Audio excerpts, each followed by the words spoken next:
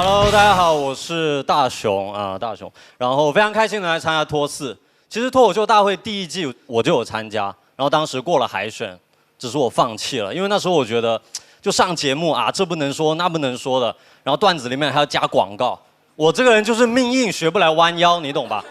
所以今年就感谢节目组又请我来，就是我成长了很多，你知道吧？然后先自我介绍一下，刚才说了我是个广东人，但是我不太会讲粤语。我是在深圳长大的，其实深圳讲粤语的人也越来越少了，就大家也没时间学，都忙着搞钱。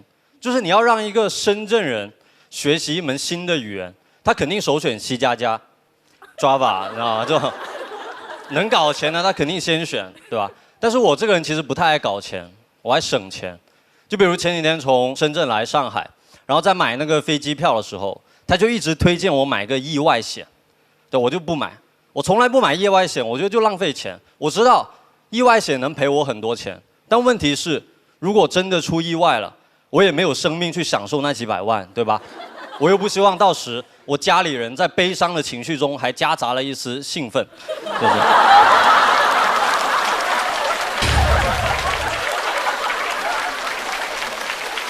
不纯粹了，你懂吗？但是有个卖保险的朋友劝我，他说：“大雄，我跟你讲，你不买意外险，等到出意外，你就会后悔。就谁有时间后悔啊，对吧？就意外险，它又不是延误险。如果我没有买延误险，但它延误了，我肯定会坐在机场后悔。我会跟自己说，刚才应该买个延误险。但如果飞机已经在空中出了意外，都快要爆炸解体了，对吧？周围的人都在大喊大叫，我不可能一个人傻傻坐在那里说。”刚才应该买个意外险呢。你买了，哇，恭喜，你就好了，死得其所，对吧？不会的，好吧，不会的。然后来参加脱四之前呢，其实我一共参加过2个综艺，第一个是一个恋爱综艺，素人恋爱综艺《心动的信号》第4季。真的，我真的是去谈恋爱的，不是去搞笑的，好吧？至少我以为不是，啊。参加那个节目之前，我已经单身1年多了。其实有很多人是活该单身的，包括我自己，就是不懂得抓住一些机会。有一次我开车，然后送一个女生回家，到她家楼下的时候，她突然跟我说什么：“哎呀，坐你的车头好晕哦，你能上楼陪我一会儿吗？”我当时就懵了，因为没有人坐我车会头晕的好吗？我开车贼稳。3年都没被扣过分 ，OK？ 哦，2点钟了，打停了。我觉得他有点不尊重人了，你知道吗？我那天晚上就没有去他家，我甚至都没回自己家，我一个人在高速上练车，你知道吗？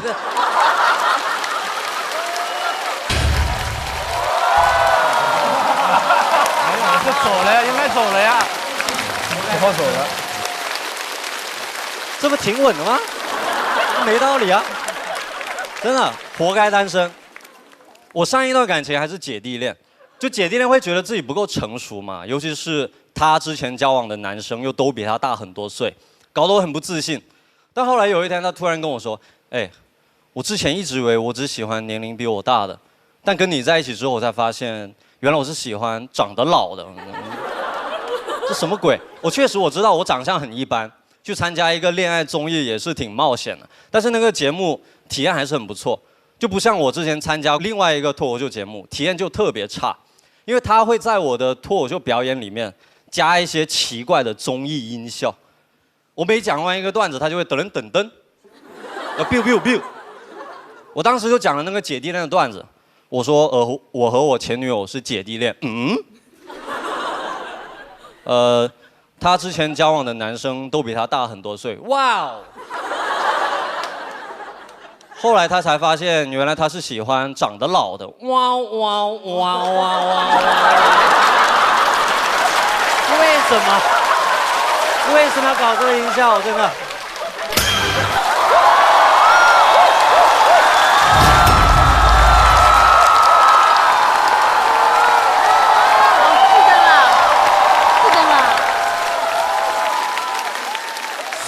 所以能来脱口秀大会第4季，我真的特别开心，因为我觉得这是一个更专业的脱口秀舞台，但是，节目组也知道我刚参加完《心动的信号》，居然还敢问我能不能在这个节目里也接受炒 CP。我说听你们安排就好，好吧？谢谢大家，我是大雄，谢谢。好，大家好，我是毛东啊。然后我感觉有些观众可能认识我，然后对有些好可以了，大部分人感觉不是很熟悉啊，是因为之前我上过另外一个辩论节目，但是大部分人不熟悉，是因为确实存在感不是很强，对吧？看到了。不用这个地方认可就有点伤人了，对吧？我刚开始上这个节目的时候，实话说，可能身材管理做的还不错，每次一出来就会有弹幕飘过，还比较善意说，哎，这哥们儿长得有点像张若昀。然后后来可能是确实颜值不断下降，到我再上台的时候，突然那个弹幕就变了一个画风，说，哎，这个大哥有点像那个马德华。你看这个用点就有点显年纪，对吧？很多年轻的朋友有点 confused。马德华老师，这个大哥你看反应很快，这就一看大概72年，对吧？上大学那年俄罗斯还叫苏联，然后这个马德华老师86版《西游记》猪八戒的扮演者。别，这个就不用认可了。我自己就是总是被这种东西伤人，这都不说了。还有另外一个呢，就是你看我有时候会夹杂一点蹩脚的英文在讲段子的时候，是因为确实我是个留学生，有留学经历，但我一直很自卑，我就感觉你像呼兰这种留学生，确实一看就有文化，然后显得比较洋气，我就经常挺土气。我后来思考了一下，我觉得跟我爸对我的影响还挺大的。我爸是一个土生土长的河南农民出身，然后呢他就没啥文化，但不知道为啥，对吧？我爸身上就有一种中年人的迷之自信。我带我爸出国旅游的时候，走在国外的大街上，他总喜欢用河南话跟人搭讪。我带他去澳大利亚旅游，澳大利亚最大的特点是什么？朋友们，最大的特点就是不讲河南话。我不知道为什么我的父亲，对吧，长了50多年就不了解这个事实。第一天到澳大利亚，前面有一个中年妇女，很有气质，本地人在遛狗。我爸没有任何犹豫上去说：“哎，恁家狗多大了？”我说：“爸爸，你不妨 hold on a second。语言的隔阂都无法阻止你对 social 的热爱吗？”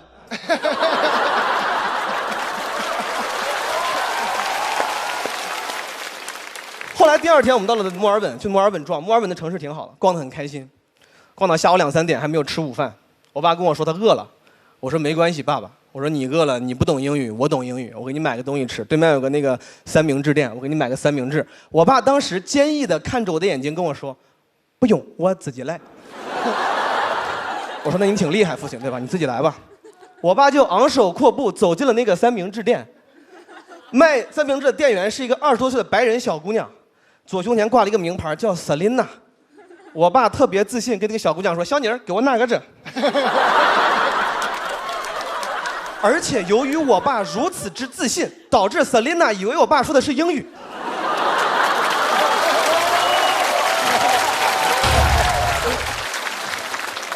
因为 Selina 也知道啊，澳大利亚最大的特点是什么？不说英语，不说河南话。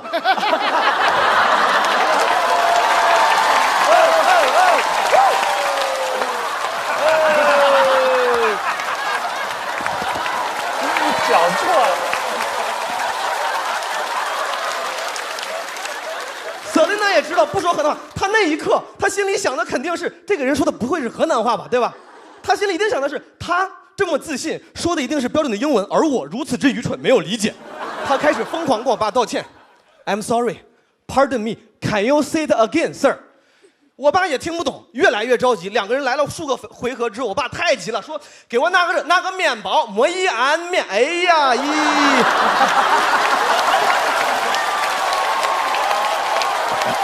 馍一安面。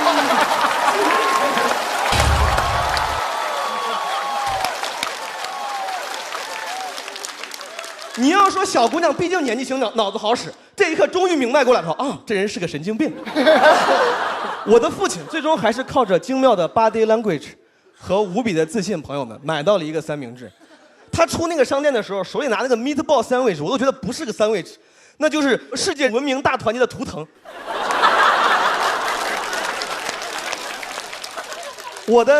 我的不洋气还体现在另外一个方面，我没有什么洋气的爱好。我从小跟着我爸看我们河南台的梨园春，看那个戏剧节目，对吧？我总喜欢看一些戏曲曲艺方面的东西，所以说我就听什么流行歌曲，总爱往那些方言上靠。前段时间我听到一首那个网络流行歌曲叫《纸短情长》，你们有人听过吗？这首歌我就怀疑是个河北唐山人写的。这首歌是这么唱的：怎么会爱上了他，又决定跟他回家，放弃了我的所有，我的一切无所谓，纸短情长啊。我想这什么纸短情，这是赵丽蓉老师的新单曲吗？赵丽蓉老师你们知道，河北唐山人。本来这首歌，我说实话，我就感觉是一个年轻的网络歌手倾诉自己对爱情的美好憧憬。那个口音一出来，我就感觉是赵丽蓉老师在说：“我怎么就爱上了他呢？”谢谢大家，毛毛师，谢谢。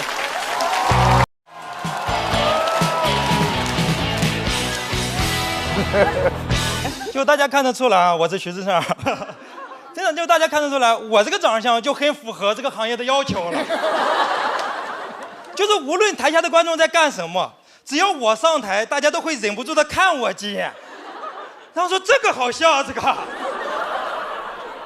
进入这个行业之后，我确实经历了很多我以为我永远不会经历的事情。就比如说前一段时间我去参加了一个直播带货活动。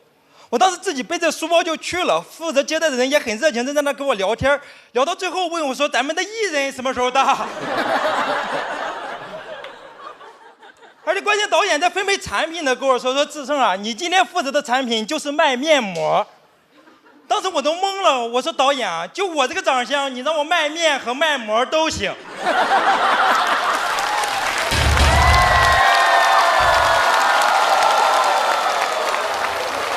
这就炸了！我天！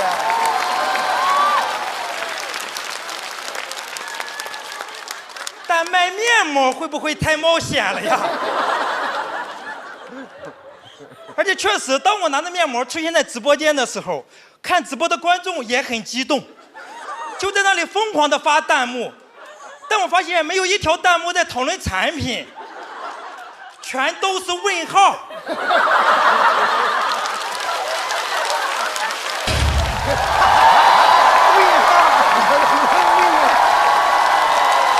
炸了！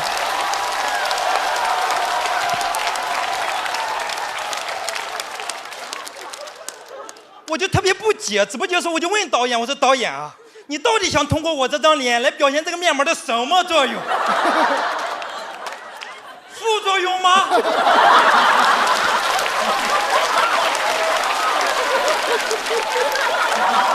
罗老师都笑成这样了，还不拍吗？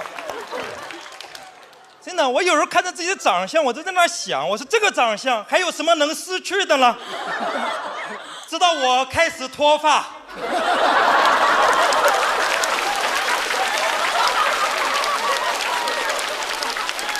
哇，这要熄灯了啊！要熄灯了。真的，就随着发际线越来越高，脸还越来越长，我就感觉我的脸在跟头发抢地盘。就跟大家说句实话，以前这些部分都不是脸。就这个头发掉的呀，是真给我长脸。不错啊！就因为这个长相和这个发型，就很难让人相信我是一个95年生的人。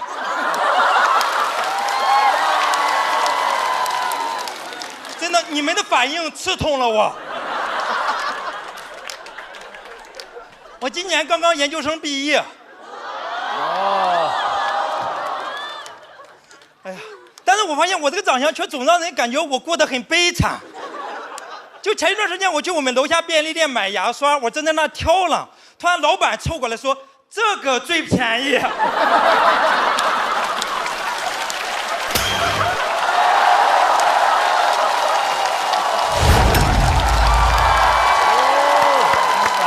机会了，只剩4灯，最高兴的是何广智。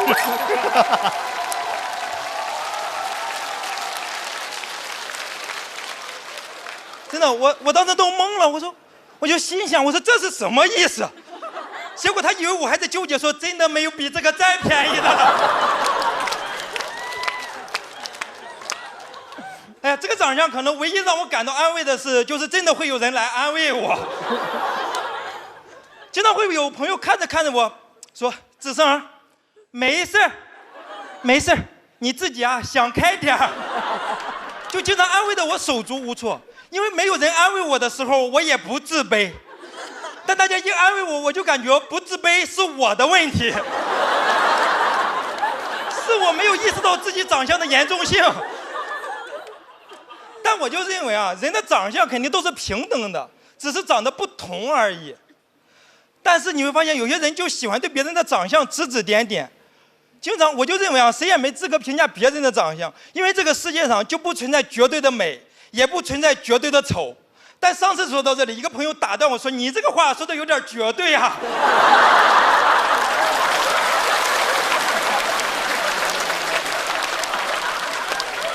太猛了！所以我就特别喜欢脱口秀，因为脱口秀的观众看到我这个长相就是很开心的笑。有一次我去演出，上台之后一句话没说，全场爆笑了5分钟。就在那5分钟里，我就明白了什么叫天生我材必有用。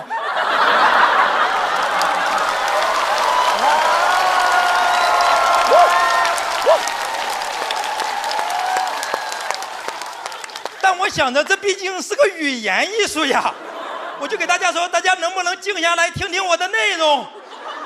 大家一听说，我的天，口音也这么好笑！好吧，到这里，谢谢大家。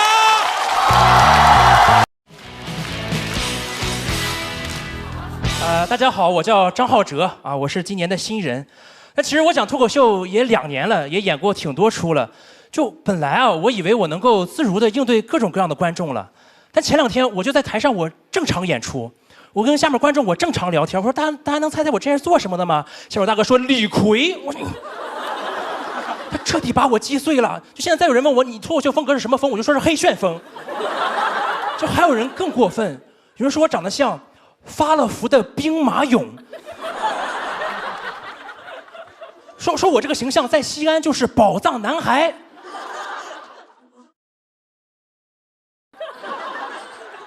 我现在1米9，240斤，你们也没什么好羡慕的啊。但最近真的发生几件事让我认真考虑，我要开始减肥了。就第一件事，就前2天我在公司坐电梯，我走进去，电梯超载了。啊，这没什么，这我已经习惯了，因为我一般都是那个压垮电梯的最后一个骆驼。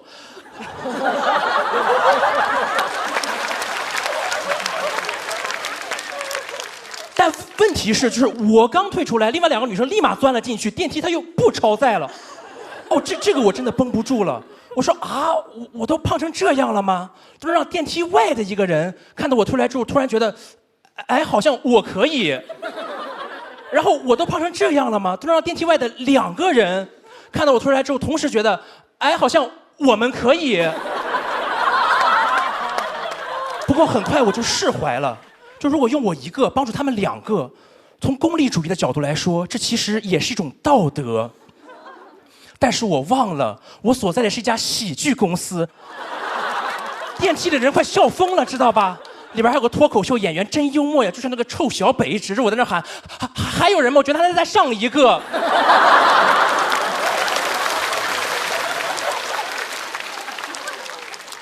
第2件事，前2天我跟朋友出去玩，去的地方有很多休闲项目嘛，其实有骑马，我跟他去了。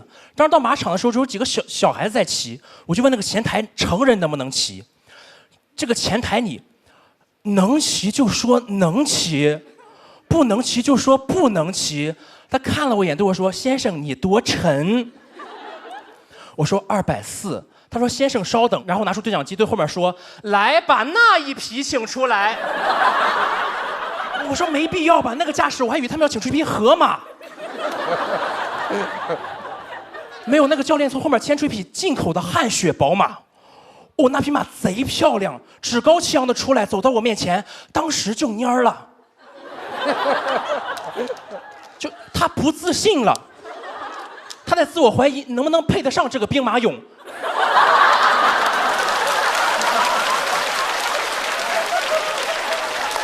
这么顶的这对呀。我觉得我有点对不起这匹马，就因为我往它身上爬的时候啊，就这匹马扎了个马步。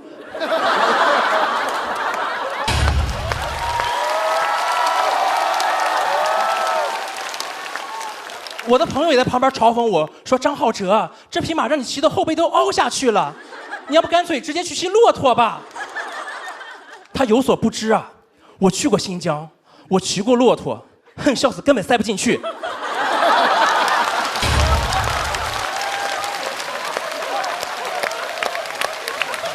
同志，站着。第3件事，前2天我痛风犯了。就一觉醒来，脚踝肿了，很疼，疼得根本下不来床，就没办法，就叫了个120，就很快120就来了嘛。来了4个身强力壮男医生，这4个人你能去医院就说能去，不能去就说不能去。他们4个用一种我很熟悉的眼神看了我一眼，对我说：“小伙子，我说240。”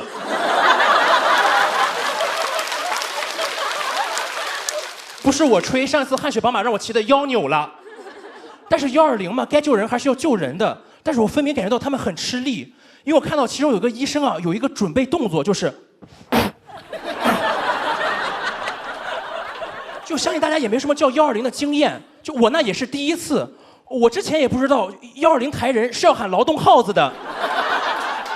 而且很不幸，我家住6楼，他们4个每下一层都要把我放在地上歇一会儿。就下到第2层的时候，有个大夫实在憋不住了，就问我：“小伙子是真的完全没法走吗？”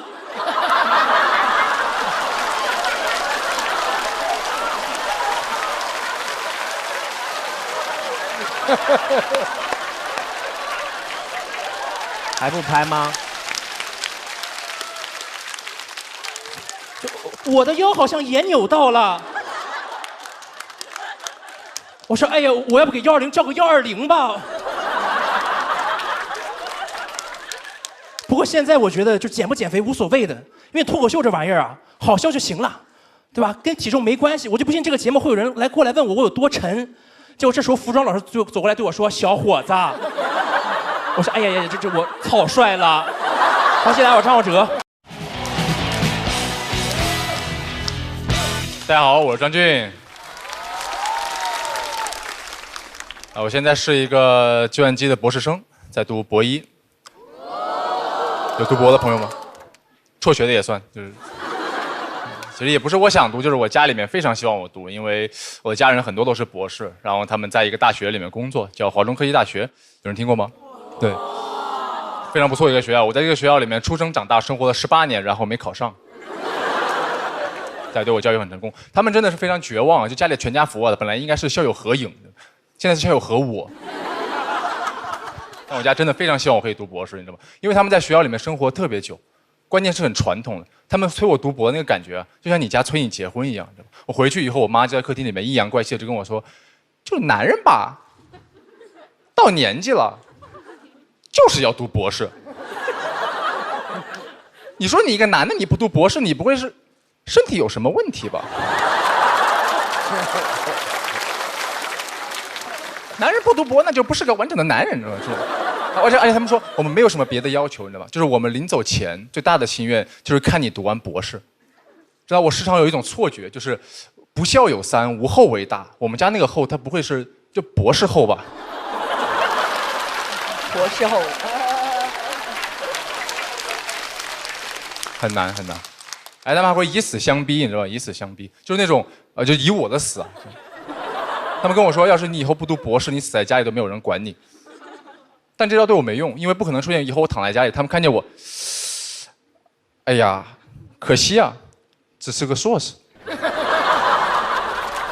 没有这种事情，你知道吗？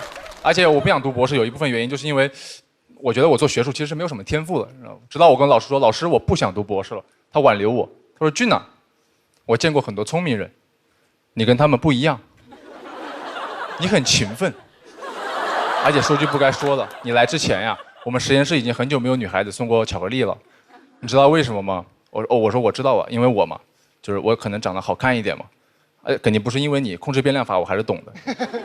我知道我说这个东西大家现在会觉得我很油腻，你知道吧？这个到时候在电视上播了呀，你在手机上看这个地方可能有弹幕开始骂我了，对吧？只有我一个人觉得一般吗？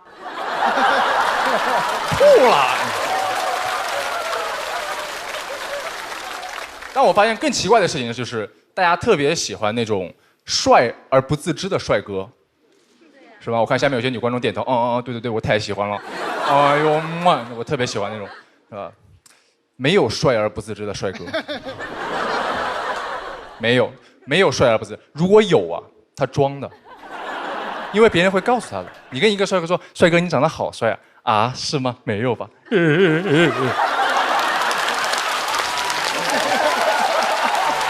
个挺好玩。没有个屁！这种人是最虚伪的。我跟你说，他表面上啊是吗？没有吧？心里边展开说说，做个 PPT， 写个论文，阐述一下。对，你这就像要求一个人他是高而不自知一样。你在地铁上跟一个人说：“哎，你长得好高啊！”啊，是吗？也没有吧？那我先下车了啊。大家太喜欢那种帅哥，大家太喜欢那种露出8块腹肌、面色很忧郁的看向一边，一副不知道为什么自己没穿上衣的那种帅哥。我衣服呢？哦，大家觉得哦他太帅了。但是如果同样一个帅哥露出8块腹肌，他这样，2468，油腻，油腻。我这么跟你说吧，就是男人啊，男人已经是一个公认非常自信的群体了。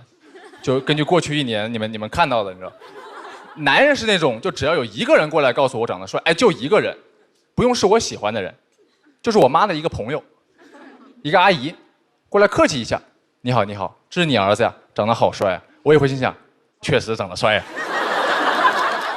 阿姨怎么会骗人呢？但人光长得好看，我觉得其实是没有用的，你知道吗？因为我妈当时摸着我的头说：“啊，是吗？没有吧？他还不是个博士呢。”谢谢大家，我张俊。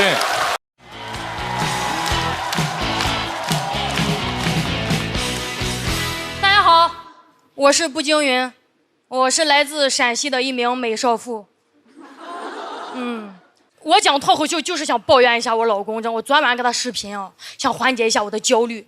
我说老公怎么办呀？啊，我明天就要比赛了。我老公说没事儿，你记得一个重要的事儿啊。我说什么？上台别紧张。他说不是，你记得回来的时候把酒店的一次性牙刷拿上。我说都现在了，你还说这个干嘛？我老公还那咋了？上次跟你说你就没有呢。12年了，我跟他永远无法同频共振。就前段时间，朋友叫聚餐，进了包间之后，别人的老公衣服一脱，一看就是那种成功男人的标配，那种 polo 的立领一下拉到这儿，我感觉下巴都夹住了。还有的就是那种特别洋气的帽衫，我就忘叮咛一句，我老公脱掉他的外套之后，里面就是一个没有任何修饰的红秋衣。我把我打扮得跟夜上河的白玫瑰一样，知道吗？我老公穿个圆领的紧身红秋衣坐我旁边。我尴尬的要死，我特别生气。我刚一出门，我说我告诉你，你下次聚会你再敢给我穿红秋衣过。我老公说啊，我知道了，下次注意嘛，下次去穿个黑色的。我说我怎么跟你解释呀，宝贝儿啊？就秋衣单穿这个事儿吧，跟颜色没有关系。你自己土，你就模仿别人，对吧？我说你看现在潮男都怎么穿啊？你看人家潮男现在都叠穿。我老公说，什么是叠穿？我说叠穿，咱顾名思义就不可能只穿一件，对不对？就我老公那个人吧，你每次骂他，他还都能听进去。他第2天啊，就给他的红秋衣里面加了一个棉背心儿，而且他那个秋衣都已经穿了11年了。我眼看着他把一个圆领的紧身款啊，慢慢的穿成了现在的深 V。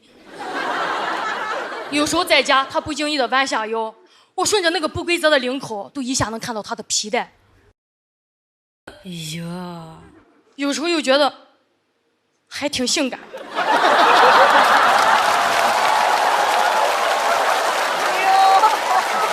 那是朴实带着骚扰，你知道吗？就是那种。而且他那个智商，我永远都不知道他要干什么。你看前2天回来跟我说，哎媳妇儿，我送你个这蓝牙耳机壳。我说不错，挺好看的。哎，这可不是普通的耳机壳。我说一个破耳机壳嘛，能有多神奇？哎，我跟你说，你这个耳机壳，你应急的时候，遇到危险的时候，它就可以变成一块橡皮。我想了一晚上，我说我遇到什么困难，我需要块橡皮啊啊！你说晚上回家我碰到个老流氓，我特别害怕我在包里翻，我说你别过来啊，看这什么？耳机壳、橡皮。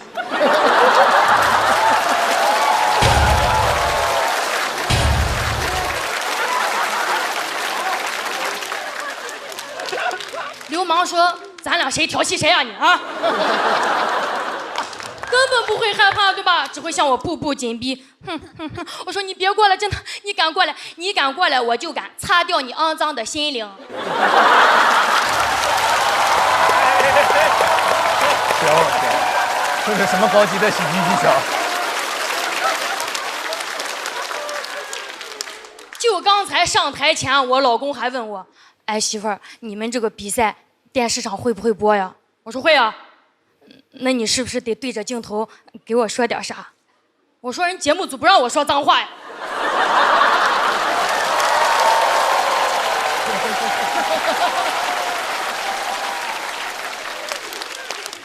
但我转身一想，也对了，这都要播了是吧？今天我对着镜头说几句心里话。真的，老公，你是我见过最单纯的男孩，你从18岁就跟了我啊，美好的青春10年都给了我。男孩子有几个10年呀？我谢谢你啊！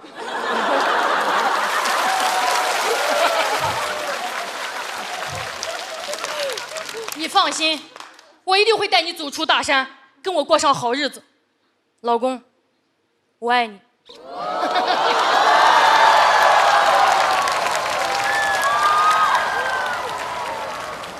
我告诉大家，我为什么要说这段话呀？啊，因为我婆婆说她也要看这个节目。好，谢谢大家。大家好，我是毛毛。准备好了吗？我要展示真正的技术了。你们4个该拍就拍啊，别往后等，后边不一定有，好不好？听人劝，哎，你对不对？我听人劝啊。你看看哥们儿这人气，气人不气人？可以，特别好。谢谢你们，谢谢大家，谢谢大家来脱口大会支持我们，不容易，很热的天气，也更不容易的是我自己，是吧？我已经第4年参加脱口秀大会了，大家都知道是吧？我其实已经不知道自己还能在这个舞台上获得什么了，不像这些新演员是吧？他们很多人就很直接，也很现实是吧？只要淘汰掉2个我这样的老选手，下半年就能接到广告。走到决赛呢，就能参加吐槽大会，一不小心拿了冠军，公司还会把最红的女演员分给他炒 CP。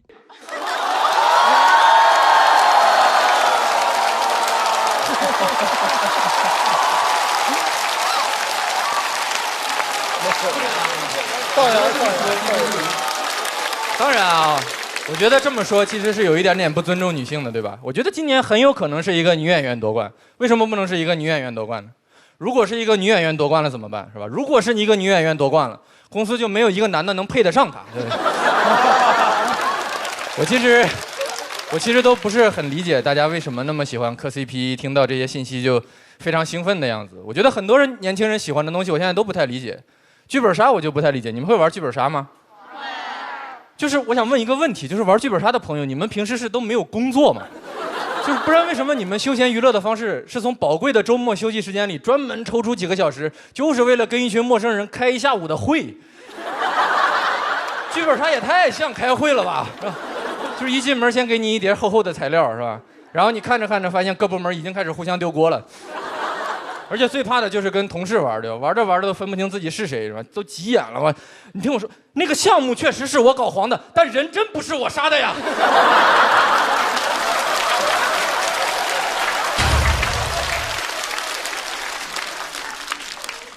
我也不太理解年轻人的饮料，我现在连奶茶都不太理解，我不知道为什么现在的奶茶里能放那么多东西，是吧？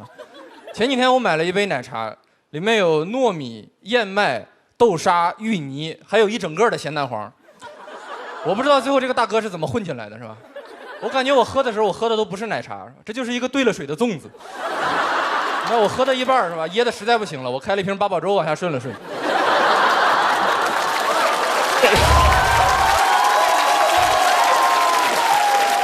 这款奶茶这款奶茶的名字叫全家福，是吧？看到它的那一刻，我全家都服了。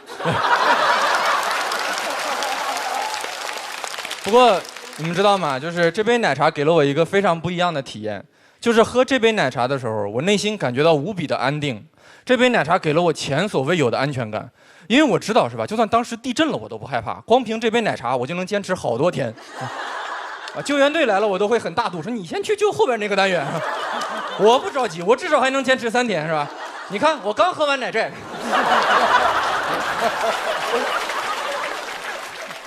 包括买盲盒的朋友，喜欢买盲盒的朋友，我也不太理解，是吧？我不知道为什么大家会喜欢买盲盒，盲盒不是摆明了骗人吗？我觉得盲盒不就是小浣熊干脆面，是吧？它还干脆没有面。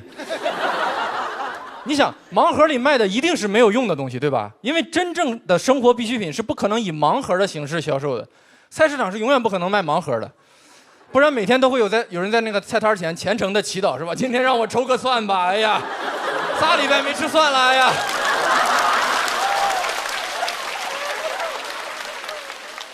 我觉得你只要小时候上过那个小浣熊、水浒卡的当，现在就不应该吃盲盒的亏了，对吧？当时我为了收集一张宋江，我家里有20多张李逵。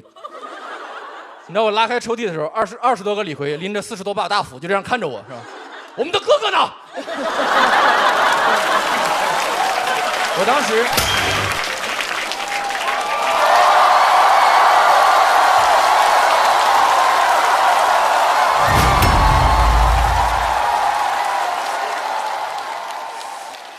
虽然已经4灯了，但是我还是要展现我全部的技术啊！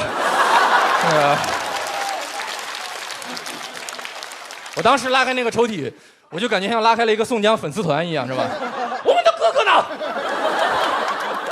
而且当时小时候还有传说，就是说不同地方的面里边的卡的分布是不一样的，是吧？商家也很能用这个制造焦虑，就是小卖部的老板经常就悄悄跟我们说，我最近进了一批不太一样的面，你要不要试一试？梁山好汉故乡山东来的货，我听说都有人开出孔子来了。我觉得盲盒最大的问题就是不公平嘛，机制很不透明，你根本不知道自己买的是什么。我觉得真正的公平应该是这样的，就是你还这么卖没有问题，但我付钱的时候也用盲盒的形式付钱。就这几个红包里边1块、10块、20、100，你自己选，对吧？然后我们回家各自打开，你这个盲盒值多少钱，就看我们自己的手气，对不对？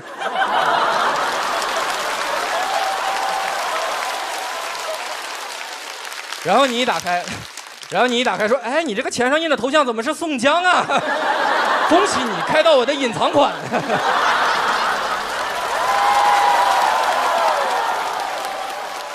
我觉得大家都会对选择多这件事儿被迷惑嘛，都觉得选择多是好事儿。就像我们今天这个比赛，我相信你们来看是吧？电视机前的朋友也来看，也像拆盲盒一样，在想今年这么多新来的朋友，里面能开出几个宋江呢？几个宋江我不知道，但是肉眼都能看到，长得像李逵的已经有好多了，是吧？所以，朋友们啊，如果是为了省心，还是可以支持我们这些老演员，对吧？我们就是明码标价，薄利多销，对吧？我今年的原则就是，只要有人看，我就一直演，The Show就一直 go on。谢谢大家。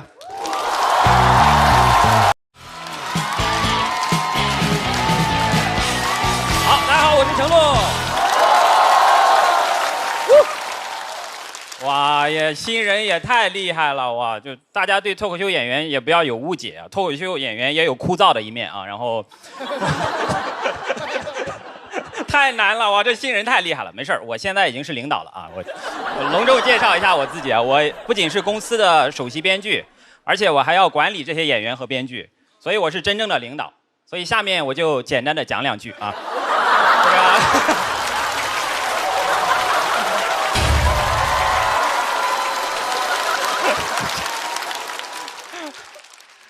这个希望我们这个比赛赛出风格，赛出水平啊！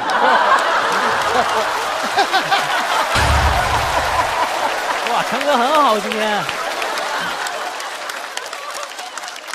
好，已经2灯了，我的结束了啊，没有。领导2灯已经很不错了，这个确实有点尴尬，你知道吗？就喜剧和领导这2个词就很尴尬，尤其是我们公司全是喜剧演员，他天天讽刺领导，对吧？自从我上任之后，自从我上任之后，他们就天天讽刺我，说什么啊，这喜剧跑得快，全靠大头带啊，这个。确实带的还可以啊，带的还可以。这个确实，这个脱口秀演员和领导这两个词之间就有天然的矛盾，对吧？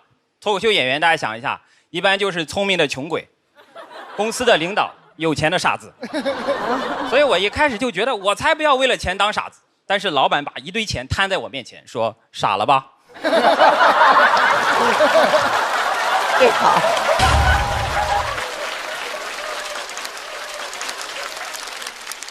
这个其实我答应做领导啊，其实是想打入领导的内部，去看看他们为什么这么傻。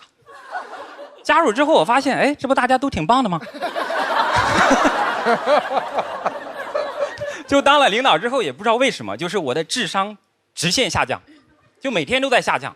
哇，我都感觉我自己的智商快扛不住了，再傻下去就得当董事长。哎，我怎么把这句话说出来呢？董事长在这看呢，没关系，他听不懂啊。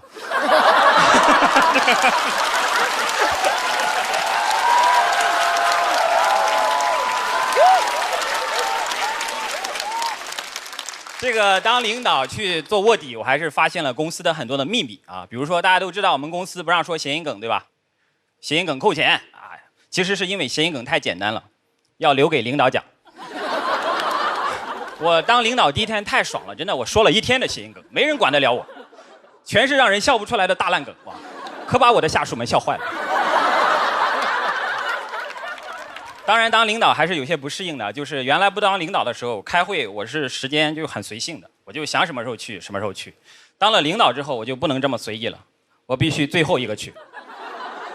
我万一早到了，我还得躲起来，有时候还会遇到多好的董事长。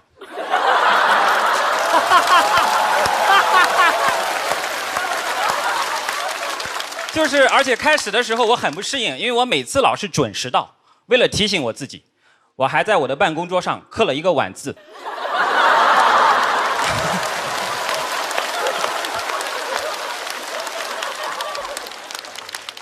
当然，这个当领导还要做年终总结，对吧？还要写什么述职报告，其实就是大家一块儿吹牛。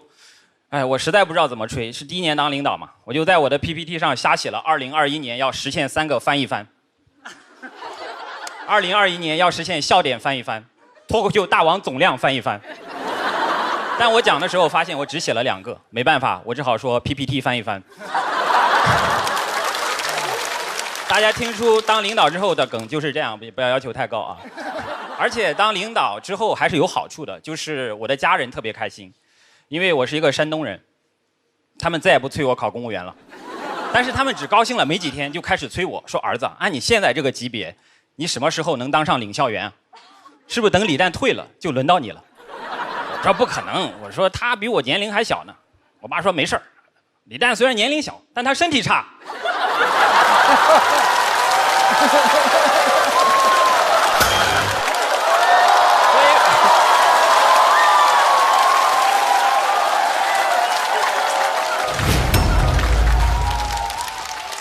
所以我现在天天陪李诞喝酒，就怕他身体突然好起来。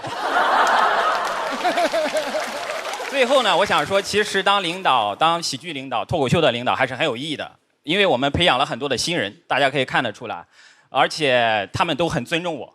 过年的时候还给我送礼，跟我说：“哎，明年的脱口大会，成哥一定要罩着我。”我说：“没问题，你只要记住一点，脱口大会 PK 的时候，千万不要选我，成哥给你跪下了。”